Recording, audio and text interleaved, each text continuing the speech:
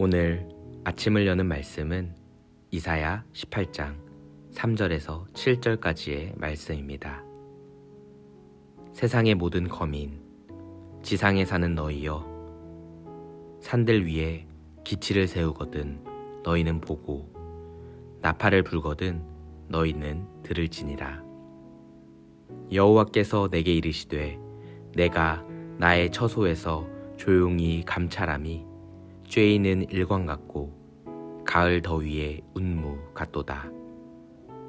추수하기 전에 꽃이 떨어지고 포도가 맺혀 익어갈 때에 내가 낫으로 그 연한 가지를 베며 퍼진 가지를 찍어버려서 산의 독수리들과 땅의 들짐승들에게 던져주리니 산의 독수리들이 그것으로 여름을 지내며 땅의 들짐승들이 다 그것으로 겨울을 지내리라 하셨음이라.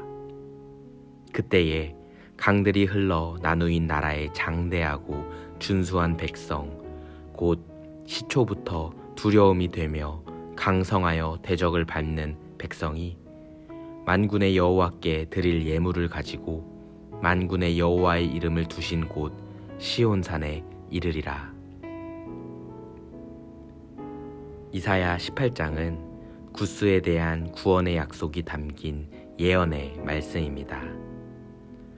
하나님께서는 다른 민족들과 달리 구스에 대해서는 심판의 메시지가 아닌 구원의 메시지를 내리십니다. 구스는 이집트 아래에 위치한 나라로서 보통 에티오피아라 말하곤 합니다. 오늘날로 치면 수단, 소말리아, 에티오피아 등의 영토에 해당됩니다.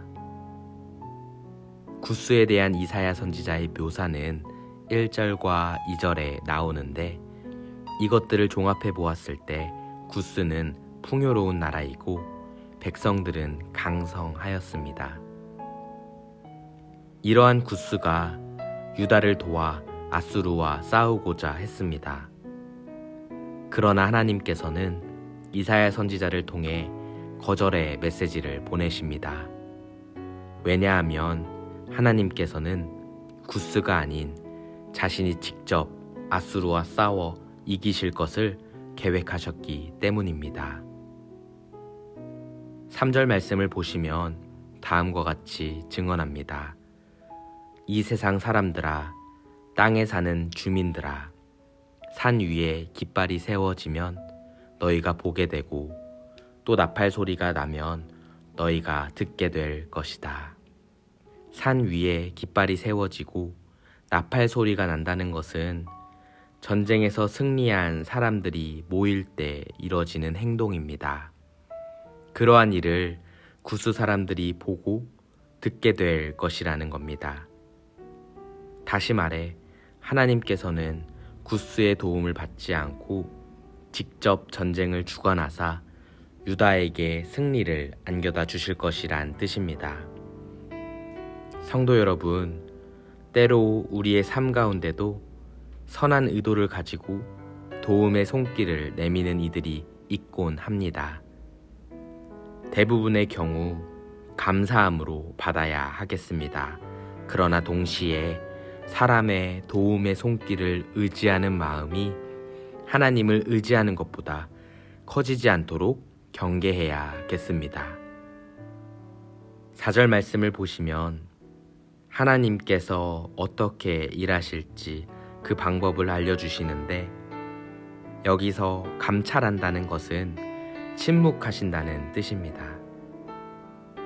그런데 그 감찰함이 쬐이는 일광 같고 가을 더위에 운무와 같다고 말합니다. 이것들은 곡식을 여물게 하는데 필수적인 것입니다. 다시 말하면 하나님께서는 단순히 침묵하시는 것이 아니라 가장 완벽한 때가 무르익기를 기다리고 계시는 겁니다. 우리는 하나님께서 침묵하실 때 불안해합니다. 하지만 성경을 보면 하나님께서는 모든 것을 계획하시고 그때가 차기까지 인내하시며 침묵으로 기다리십니다. 그리고 그때가 도달하면 지체함 없이 역사하십니다. 이것을 나에게 적용하면 하나님께서는 내가 원하는 때와 시기가 아닌 하나님께서 계획하신 때와 시기에 모든 것을 이루신다는 뜻이기도 합니다. 성도 여러분, 그렇다면 우리는 계속해서 내가 원하는 때와 시기를 고집하면서 하나님께서 응답하지 않으시고 침묵하시는 것을 보며 불안해하는 것이 맞습니까? 아니면 하나님의 때가 언제인지 알기를 원하며 함께 기다려야 하겠습니까?